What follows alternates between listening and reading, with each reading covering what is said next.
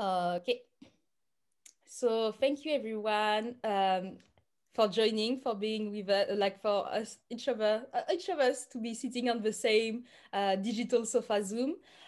This event is supposed to be super chill, relaxed, pleasurable in multiple ways. So I wanted to start off with saying thank you, extending my gratitude for each and every one of you, not only for this precise Zoom, but also like for your work, your presence, your existence, everything. So I'm going also to say that it's an experiment and that none of you have had an agenda for this meeting, but still you joined. So thank you again.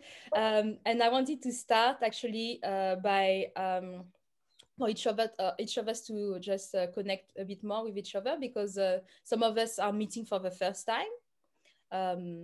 So I'm going to point at people and just like say how I think like how I remember us meeting, like the context of us being here together with for each and every one of you.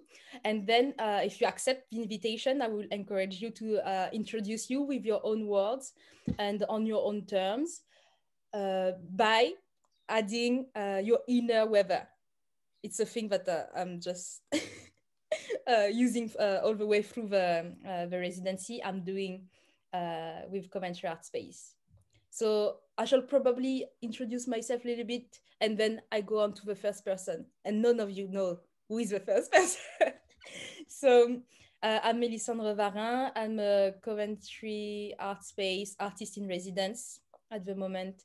And I've invited you all to this precise sofa Zoom to discuss the end of me sharing work that is visible from the street in Coventry at Arcadia Gallery.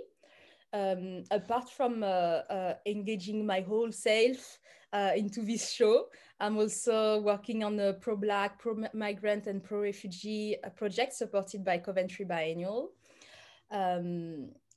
I'm also an editor of an academic journal that is called Studies in Theatre and Performance Study. Studies in Theatre and Performance.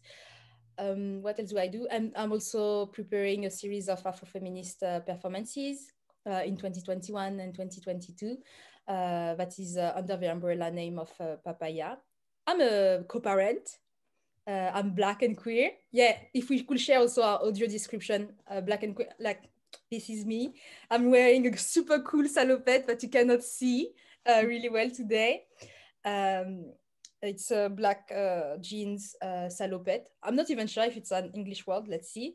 With a shirt. Is it? Yeah, a shirt, red shirt,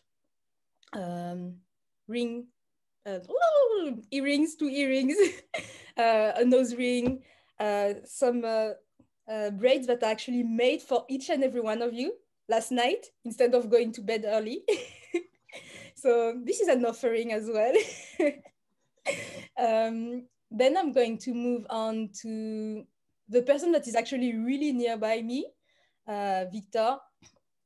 To introduce yourself, I'm going to give the context of Victor being here with all of us on this sofa today. Victor is my housemate. We're living together at Coventry Arts. No, not at Coventry Arts, but at Coventry Peace House, which is a co-housing project, the only one in Coventry. And Victor, Victor is a close friend of me. And how did we meet? When I moved on, we actually met through me being interviewed by Victor to make sure, like with all my fingers crossed, for Victor to like us enough as a family so that we could move to the to the Peace House. So now it's your turn, Victor. Just like in terms of inner weather, so that you have a better sense. It's like a hurricane within me. I'm so excited to be here. So this is my inner weather. Over to you, Victor. Thank you, Mel. Also, I knew you were going to call me first, even though you said you didn't tell us who you were going to call first. But hi, everyone. It's nice to meet you all. My name is Victor Iringere, and today my inner weather is slightly sunny with a good amount of clouds overhead. So, you know, sunny, bright rather, not sunny. It's not sunny. It's kind of bright, but you know, you can see the clouds quite a bit overhead. About me, I'm how I define myself. I'm a black gay man from Nigeria, living in Coventry. I'm also a refugee. Um, I work for the Coventry Refugee and Migrant Centre. I'm a project manager. Um, I'm engaged to be married quite soon, in a couple of months. Uh, and I've seen the exhibition in person. You know, I've actually seen, you know, the brilliance of it. And I saw the film, you know, which I thought was really nice. And also I think I may have contributed a little bit with the shopping cart, doing a bit of hair braiding. So thanks for the opportunity to be a part of the work and the art. And yeah, I'm just, you know, excited to be here to talk about Mel's art that they've created, because you know I think it's brilliant. You know, and it just I believe that Mel has a lot to say, and I'm not an art person. I'm not someone who's ever really had an appreciation for art, or you know, who could tell you what's good art or what's not. But I really like that there are themes in this work that I can really relate to.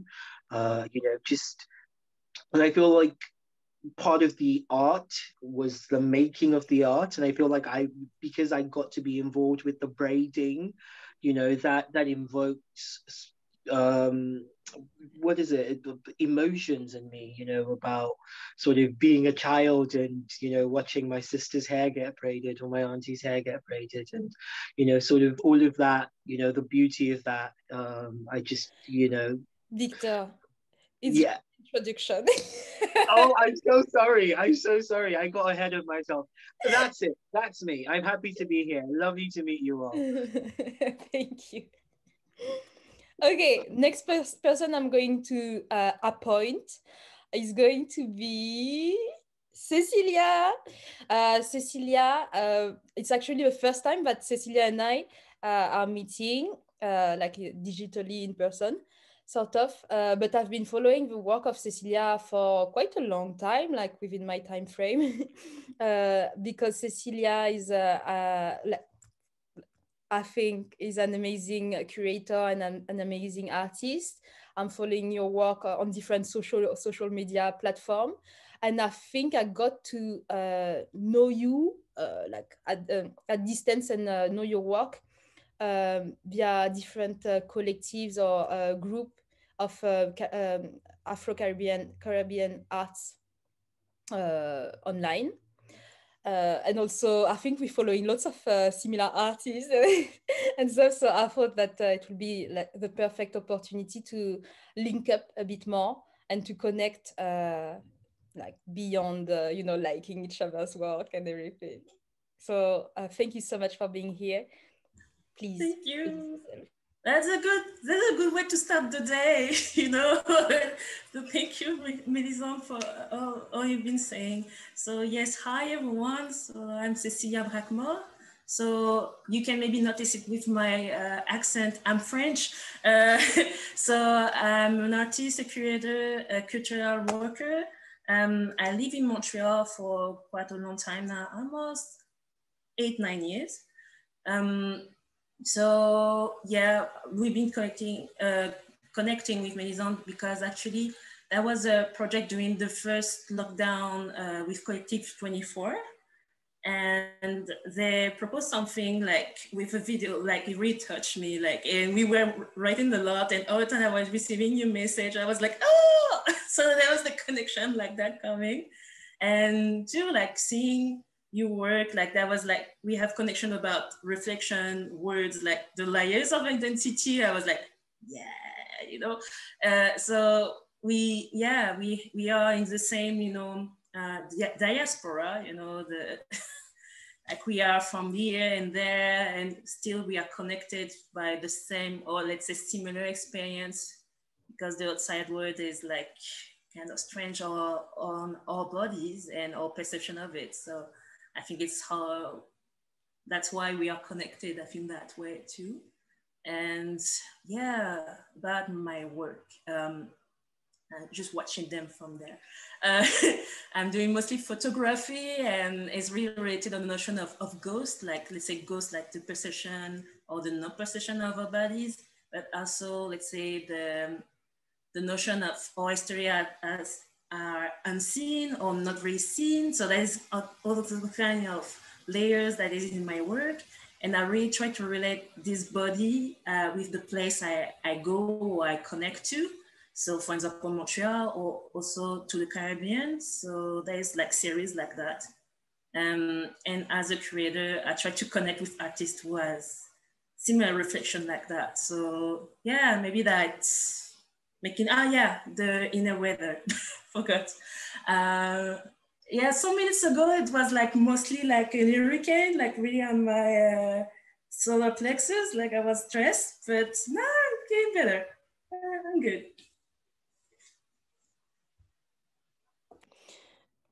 Cool. So now, next person that I'm going to appoint, I'm really enjoying this. This superpower is going to be Ryan. And then I keep Cory for the end, because Cory, I spoke to you like a few days ago. So I want to hear first from Ryan, and then we'll move to Cory. How about Ryan and me?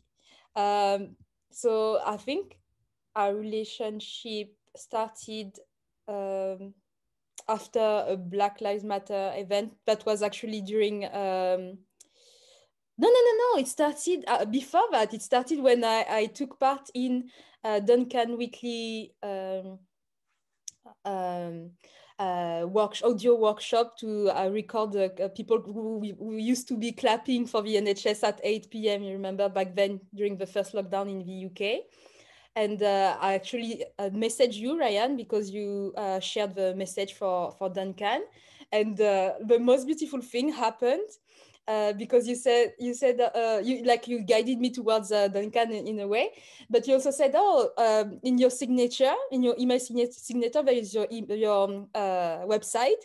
And I went on your website. It will be really cool to have a coffee once it's possible. It has not been possible since but once it's possible to discuss about your work.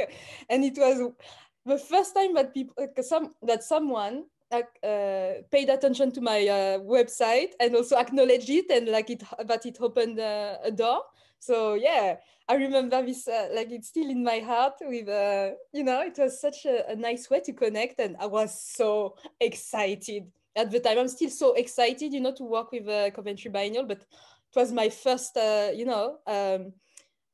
open door to something that could transform my life, and actually it has. So thank you. Now over to you.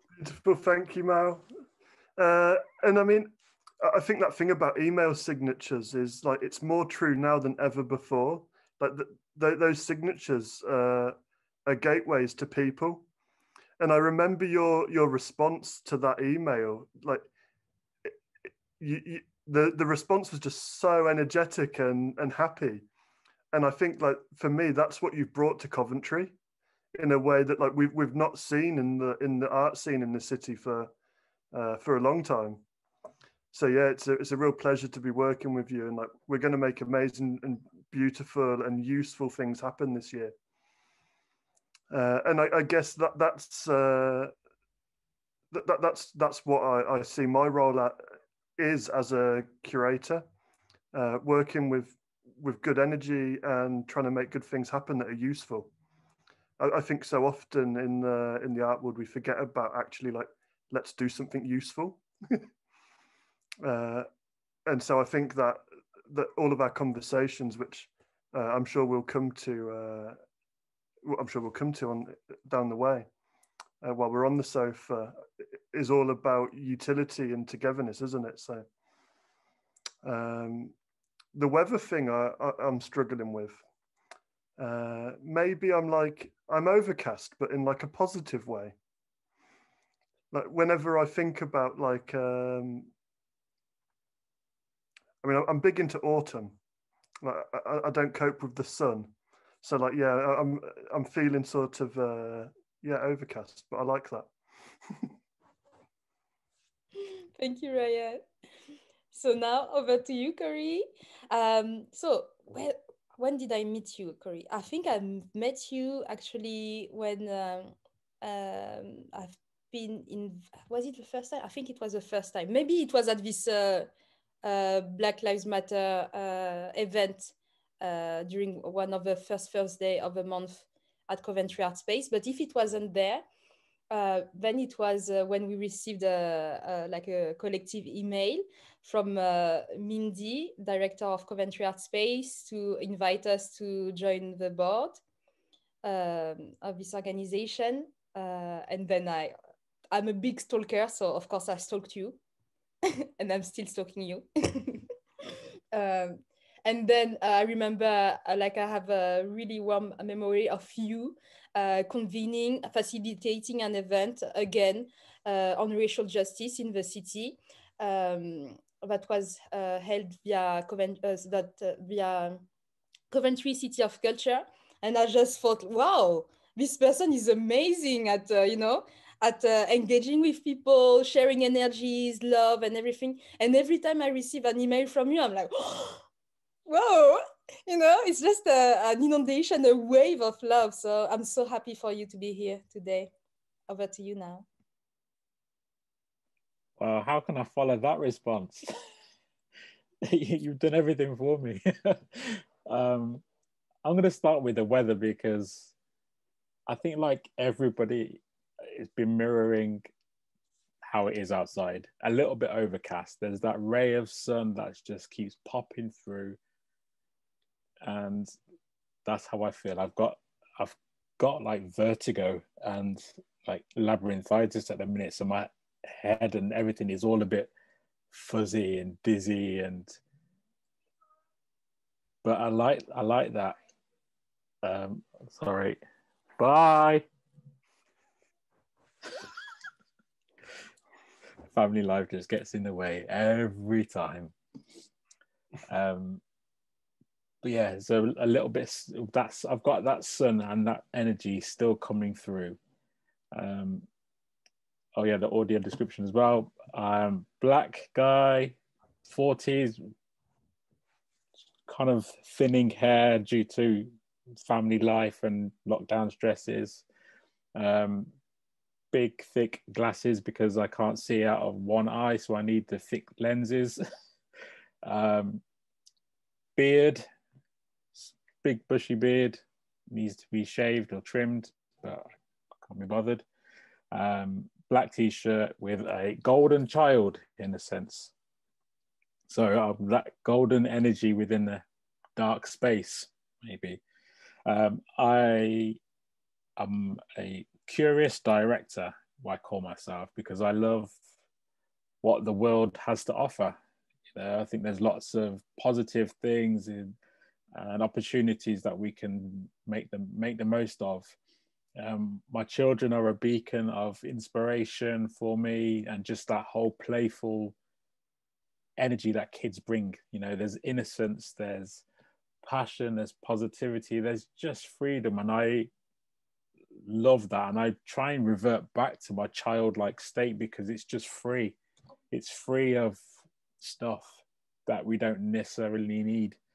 And so I love my kids for bringing that energy to me and this new sense of curiosity, which has not been suppressed, but you try and climb ladders and do things and get sidetracked a little bit. But now I feel energized being in the city and with what's happening around, and it's been an absolute joy to be part of Coventry Artspace and getting to know the board and the team and Mel as well now. And I feel the last few sessions that I've got to know you a little bit more and understand the process. I love the art world, but what I love more is the stories and the practice behind everything. Is how you kind of get into that end point is too finished, but that process is what I love. And so hearing, especially on the last session that we were on, you know, just hearing more and about your story and about how you tell your story, I think that's been really, really inspiring. It just gives me great energy. Oh, now we are on a love sort of mood, space, love atmosphere. I don't know if it exists, like, but just we can just picture it, whatever it means for each and every one of us.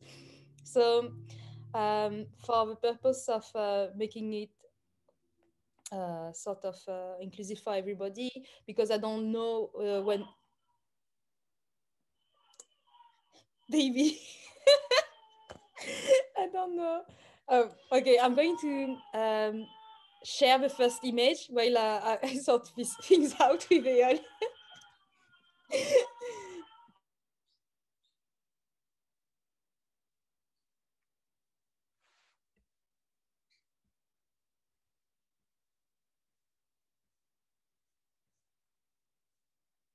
Can you see it? Hello? Hello? Yeah, we can see it. Yeah, okay, you can't see. Yeah, we were doing thumbs up. So. I didn't see. Okay, I'm going to cut my mic and let you with maybe the first image for a little bit. While Okay.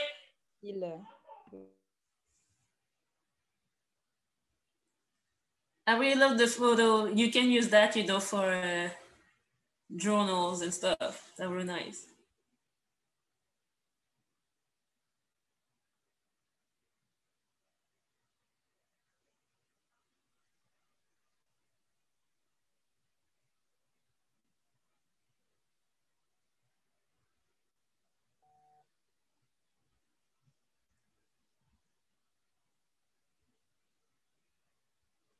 I'm back. I'm so sorry about that.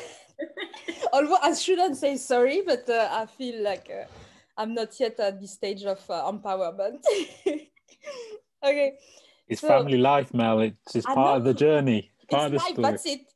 I'm leaving. Beyond this meeting, I'm leaving.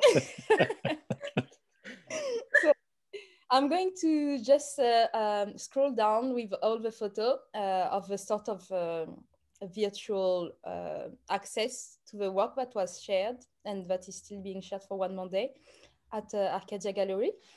And you can interrupt me, you can scream, you can cry because it's so beautiful. You can do whatever. Like we don't have to go down to all the photos before we start to speak, okay? Okay. Because as we said, it's a sofa, it's chill, and there is no like strict rules. Okay. Oh, sorry to cut you short, Mel. I can still hear Ale crying. Do you want me to help with Ale? I think Eyal is with Jay now. Okay. Okay, cool. Sorry. Carry on. Thank you. That's the joy of being very nearly on the actual same sofa right there. Yeah. Oh my gosh. So yeah, maybe I shall read also as we looking at this photo. I shall read the text accompanying the exhibition. Okay. Okay.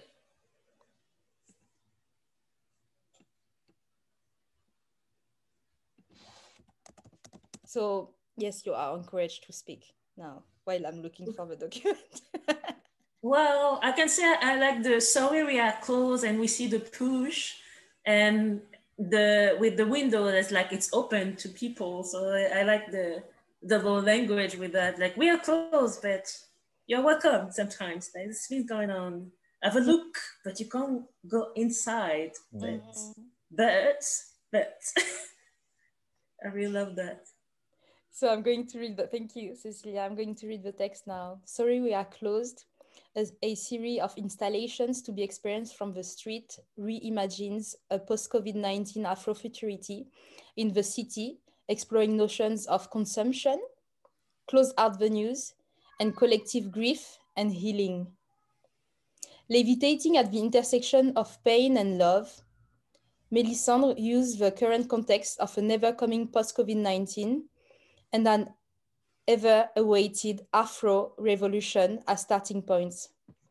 They assemble embodied transitions felt in their flesh, navigating others with a big O, as in people who have been historically marginalized, others' ways to be in the public space, to evolve as Black queer, and to process exile, forced and voluntarily in time of global pandemic. Questions of solidarity, Afrofuturity, racial capitalism, aesthetics, and archiving intersect. And for this project, I've been supported emotionally and financially by Coventry Artspace and Coventry Biennial. More food. And as I said, you can interrupt whenever.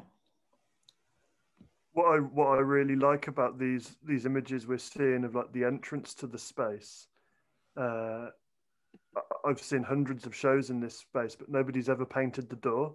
Oh, okay.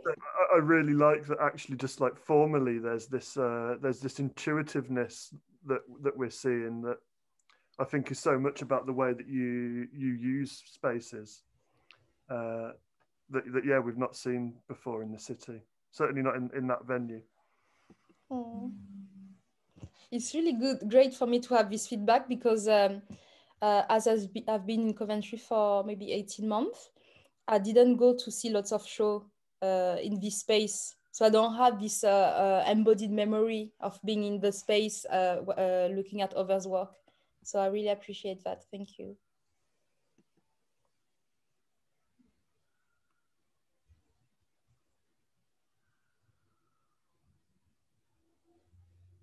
Maybe like, can you explain this poem? Because I was trying to understand and maybe see the different layers of this text. Mm-hmm.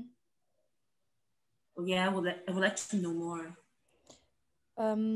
So it was written in 2019 when I was still a PhD candidate at Warwick University in theater and performance studies. I was doing a performance as research there. And I think that all the poetry that I've been writing during my time as a PhD student is so telling about of the positionality and the sort of over-positionality that I was embodying back then, because I was surrounded by white staff, white PhD candidates, and I always had to, over-translate lived experiences as a Black person first, and then Black queer, and then Black queer, but with having a baby, during seminars. It was just too much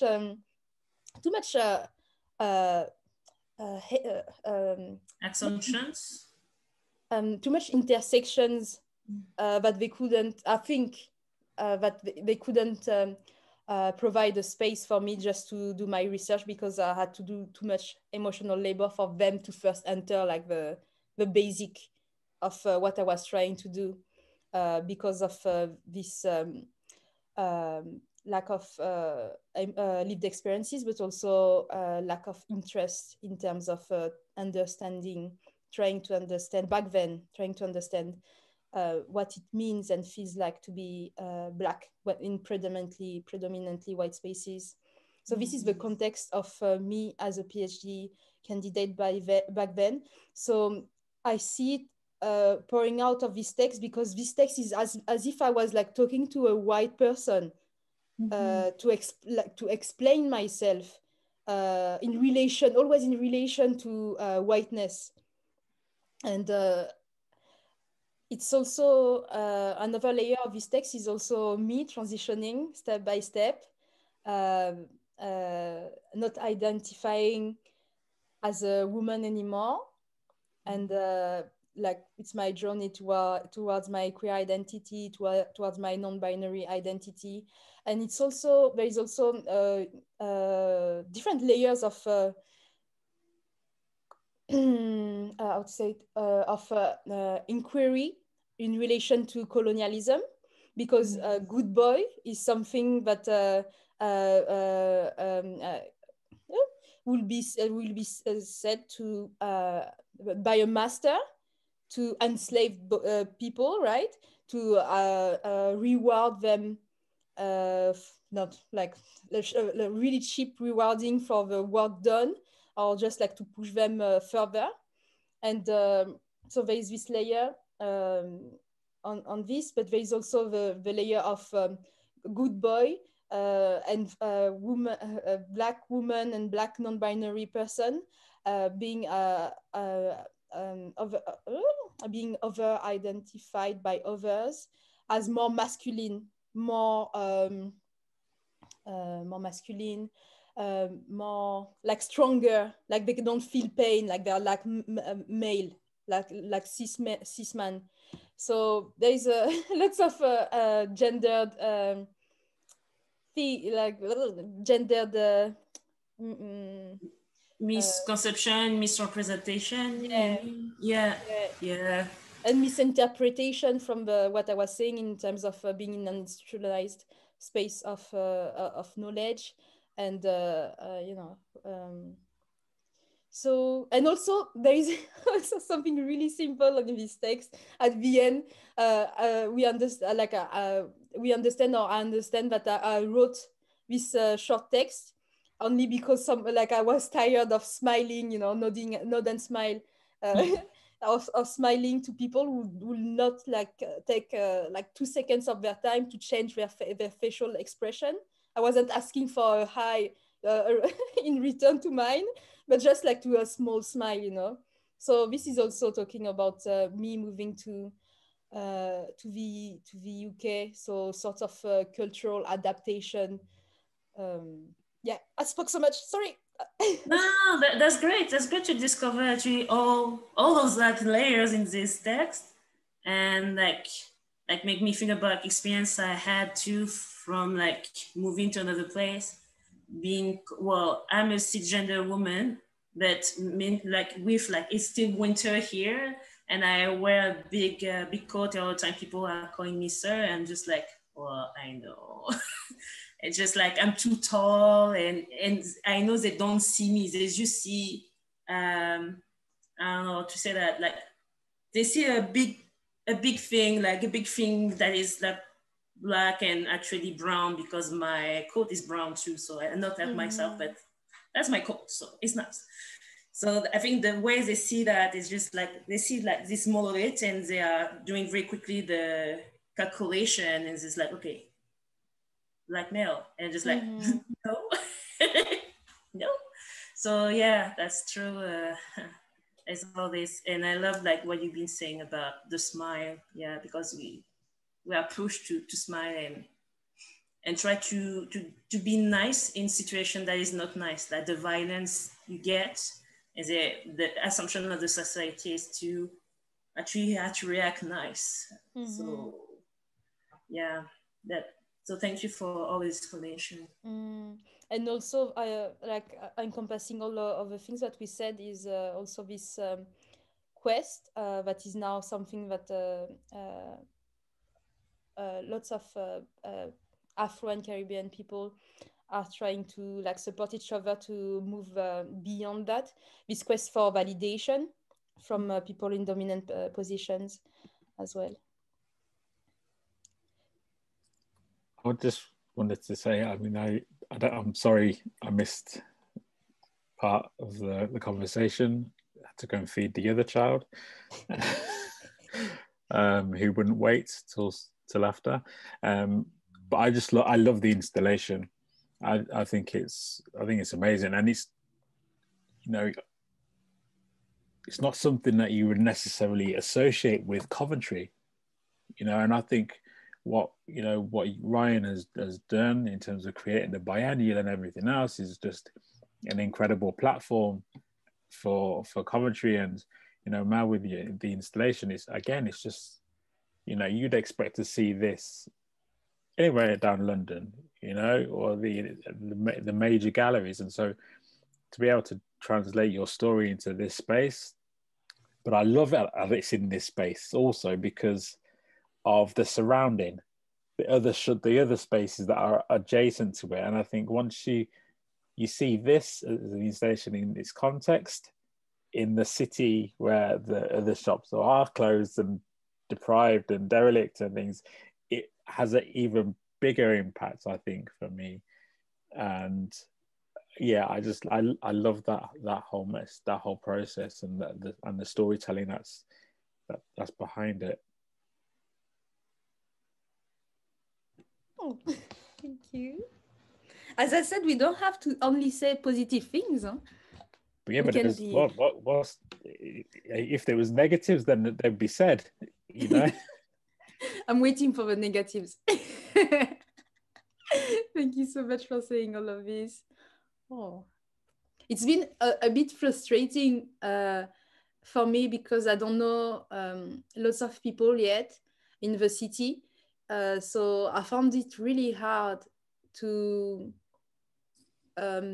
connect with the art scene here. I mean, beyond Coventry Biennial and beyond sort of Mothers Who Make people. And to have like feedback, and also beyond the art scene, like just to have feedback from people. So I've made a call for people to call the an answer machine that we have at Arcadia Gallery, but didn't receive lots of response. And I've used this platform that is called Sitting Rooms of Culture. It's a group where people are sharing art stuff that they are making, or like what's going on basically in the cultural scene, I think, in the city. And same, I don't really have the codes, so I'm still learning. But it also comes with lots of frustration, especially now in the context of the global pandemic.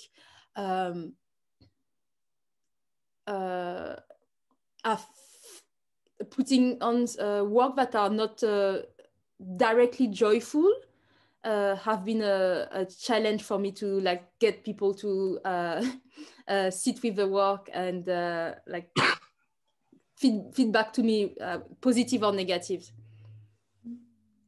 One thing I've been wondering a lot, Mal, is how different would this show have been if the public were able to come into the space? Because of course I sort of have a sense that perhaps the installation itself wouldn't have been so different, but of course we're seeing you like embodied in the space. So like I get an impression that and the work that you're doing online is like it's this suggestion of a more interpersonal thing that could have been. Yeah, I agree. But I think it might have been quite similar if people were able to come in.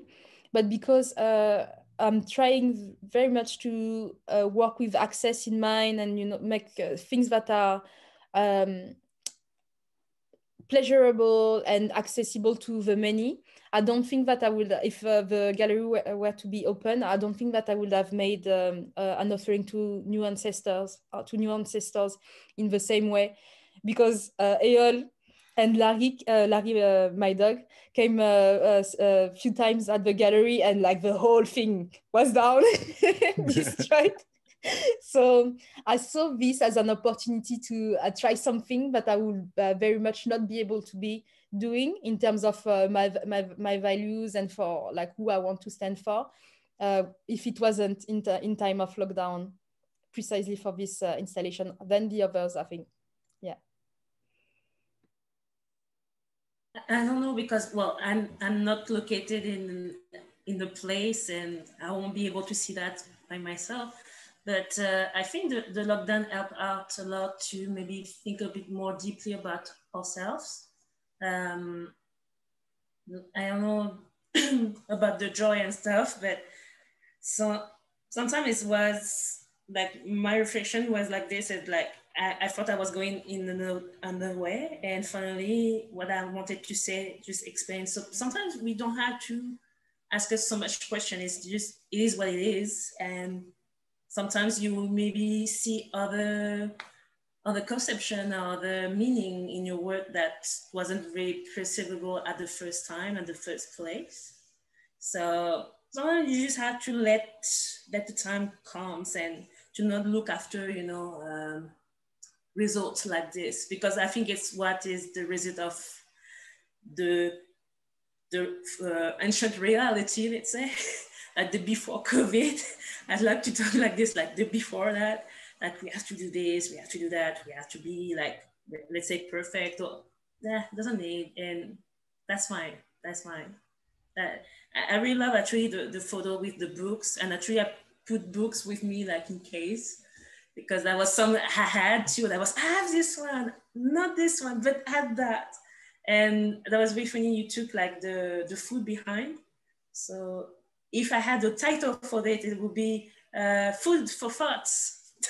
Because it's good food behind. It's like really food, good food that's nourishing you, and the books are the same. So for your mind, so I was like, very good, very good.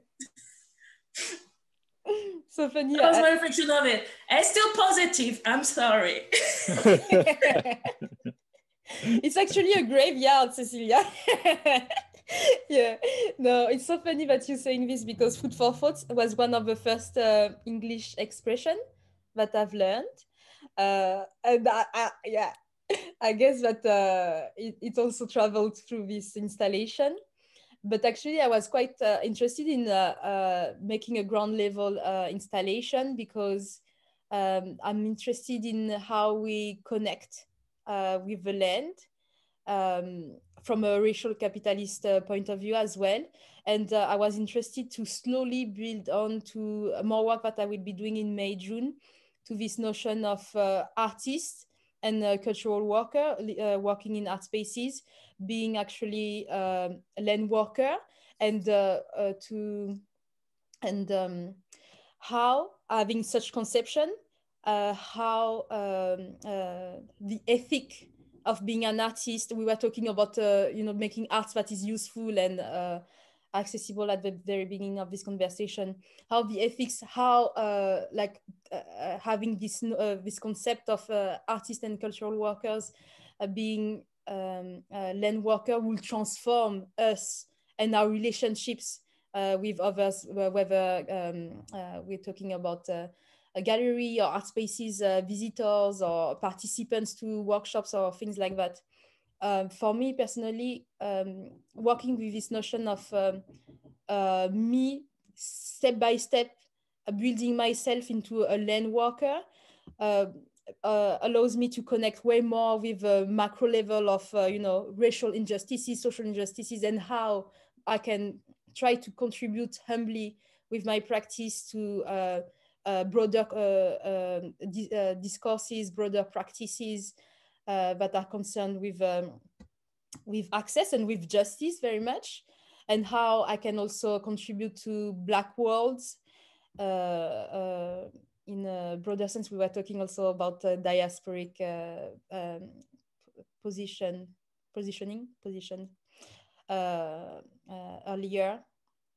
So like observing, being more focused on the ground level is actually a first step for me to build on more work towards being like, I don't really know where I'm going with that, but towards being more humble, towards working more with spaces, towards making practice, like developing my practice in nurturing ways for myself, but also for others. Who are the others? What are our relationships, and also power dynamics within that? So yeah, I'm not supposed to speak that much, so I'm gonna stop. I have strict rules for myself, not for you. Can I just say, as an art novice, because I'm also, you know, very aware that I'm sort of sitting in a room with basically everybody else in this room has a lot of experience in arts and, you know, basically does art for work. And I'm from an engineering background and I now work in project management. And, you know, I think, you know, I'm very far from sort of creating visual art or, you know, even having an appreciation of it. But sort of, what I've really enjoyed, you know, is seeing this art come to life. And I think, you know, I've been in a very privileged position, you know, sharing a living space with Mel, sort of seeing the thought that went into it, asking questions along the way about, oh, what does this represent and how's this doing that? And then sort of being able to see all of it come together in an exhibition. I think, you know, that has been very valuable for me.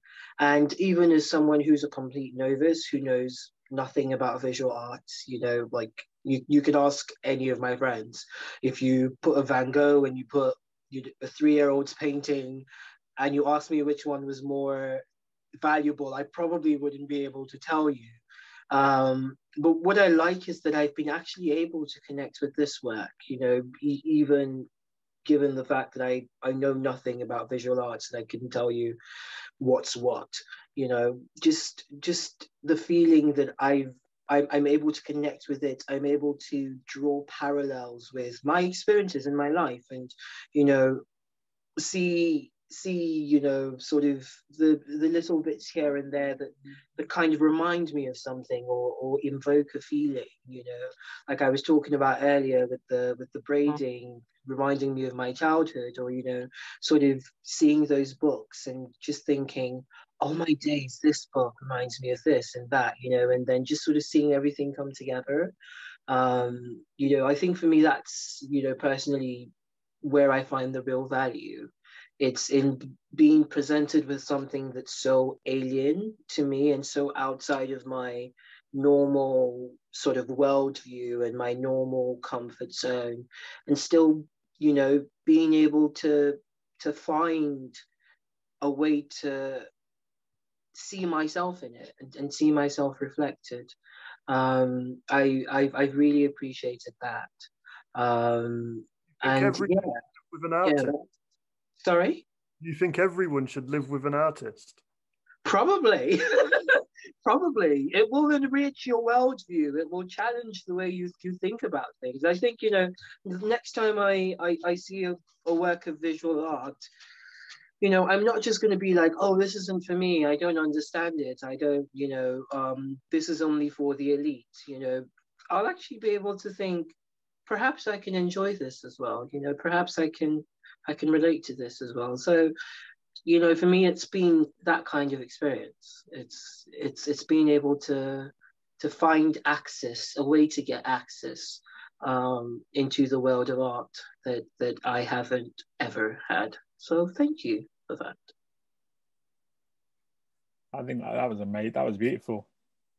I'm glad you recorded, because that's your bio. That's your arts council funding for next year sorted. Those comments were literally the dream of every funded arts organisation in the country. Not only in the country, like in any places. And yeah, there was a really nice thought you had. And I think, yeah, like it's not all the kind of artists you need. Like you need artists like Mel, you know, because there's some artists who has a very short-sighted way of seeing art and will be maybe pushing up some people that is, oh, you didn't do classes in art, so you know nothing. So we have to say, yeah, some kind of artist, like there's some kind of artist who will be so much in the, let's say, in the construction of art as a business, let's say. And like there's more than that. And thank you, Victor, for explaining that, to say that with your words. Oh, thank you.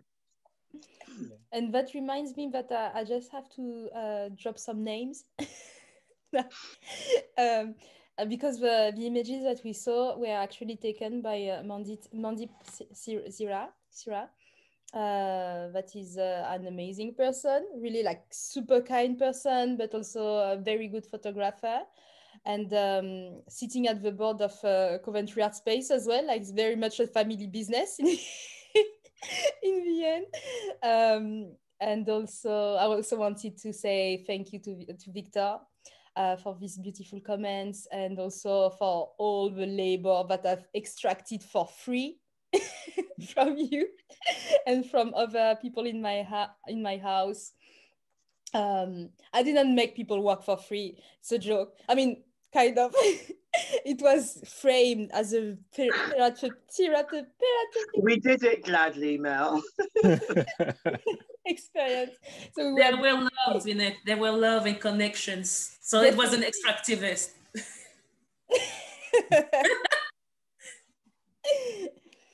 So yeah, maybe we can take 5 more minutes, and then I will let you go because it's Friday evening.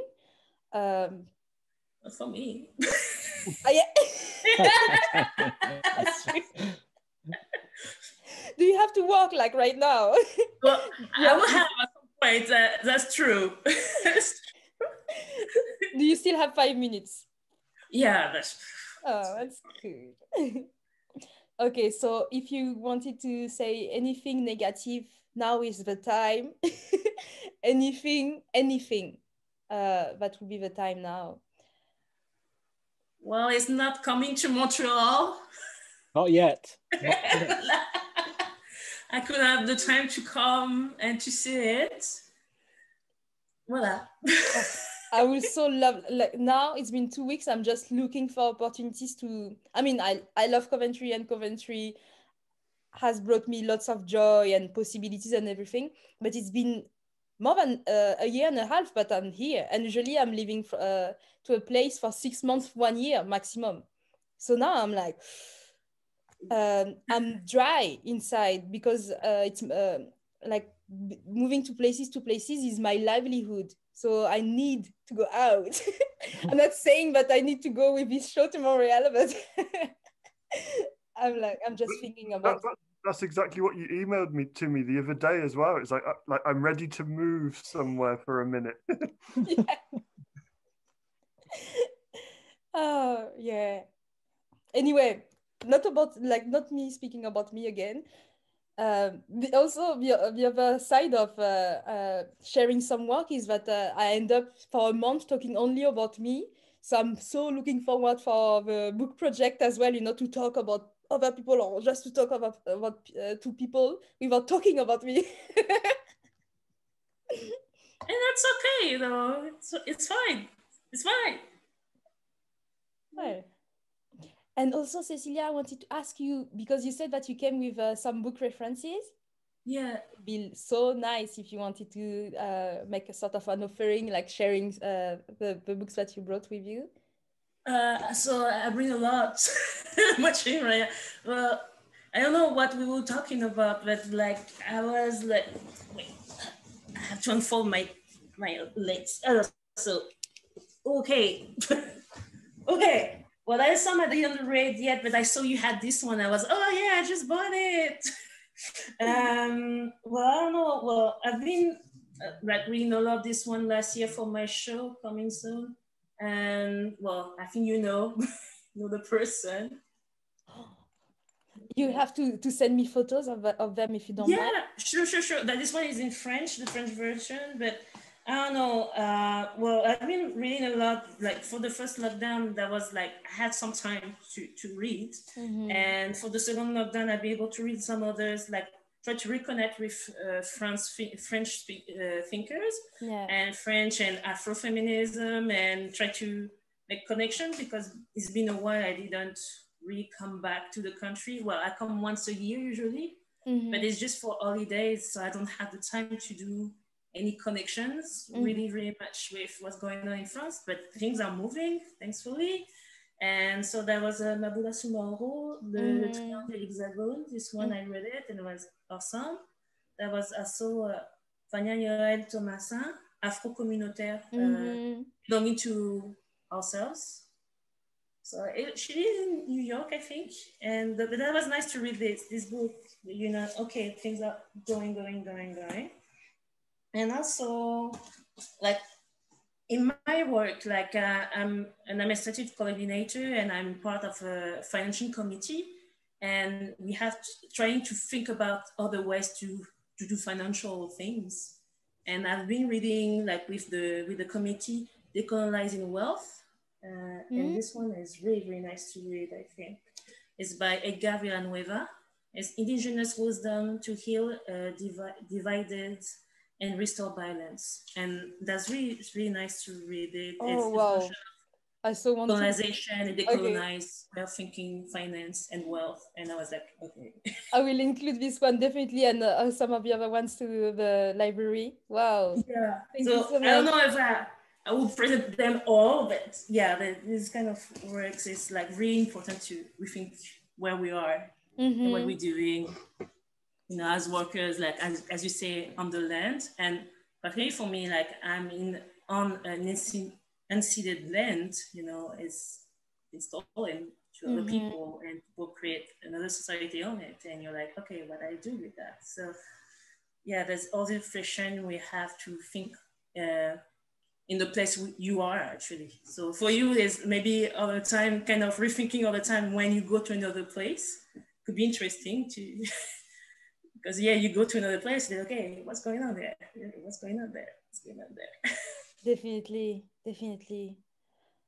Yeah. So it's also linking like your book offering and also what we talked about previously. It's talking a lot about alienation to the earth and our roles as you know, human beings first, and also as people working as artists, curators, cultural workers.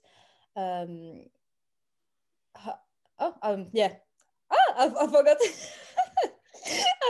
I've lost. I went blank. So yeah, we were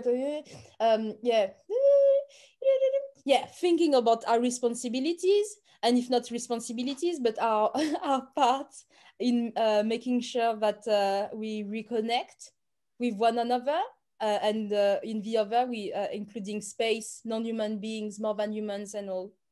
I think this will be a good way to like sort of wrap up this conversation. If anyone else, if none of us wants to say anything else, we could sort of wrap up. Making some space for you to say something else, otherwise we're going to wrap up.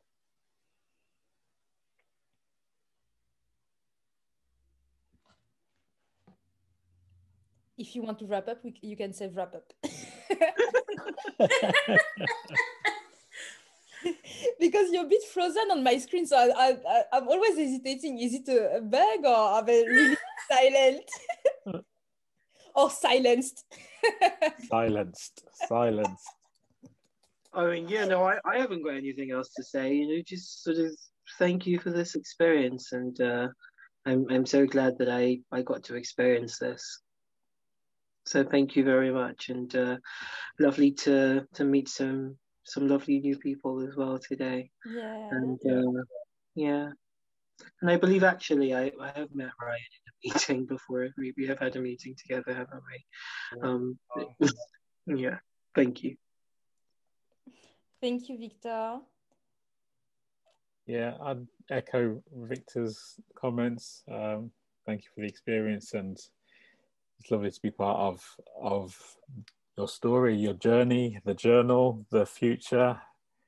And yes, wrap up.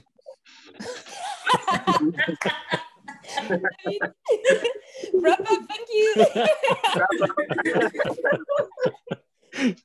Okay, I'm going, because we all sent like so much love, positive energies to one another. So if you don't mind, I'm going to just send loads of love to each and every one of you. And I'm going to end this call right now. Thank you. Thank you so much. All the love. Thank you for the love. Bye-bye. Send love. Okay.